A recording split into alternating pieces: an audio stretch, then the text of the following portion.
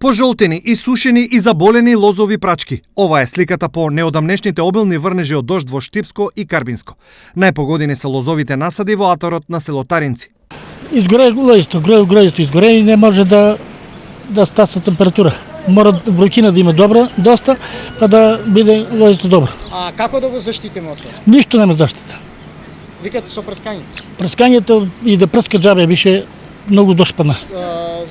Што заболување мислам со Пламењаче и пепелница. Колку е штетено тука?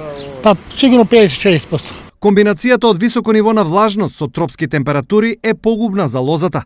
Прскањето како превентива за земјоделците е прв ефективен чекор во спасување на овогоденешниот род. Страшно е од пепелница, меѓутоа јас два пати го прска и така да малку е позаштитено.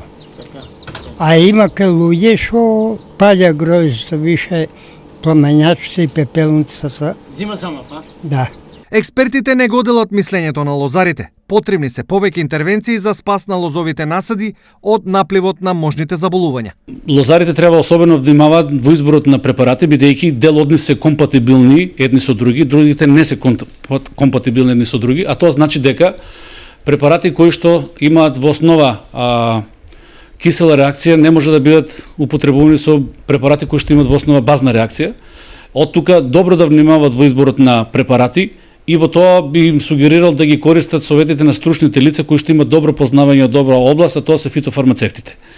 Доколку пак немаат можност да стапат со некого од нив, имаат на располагање алатка која што Универзитетот Гоце Делчев е создаде преку Erasmus Plus проект, тоа е една прекрасна датабаза на податоци која што укажува на тоа кои препарати со кои се можно да бидат мешани за да постигнат оптимален ефект или максимален ефект во заштита на виното лоза.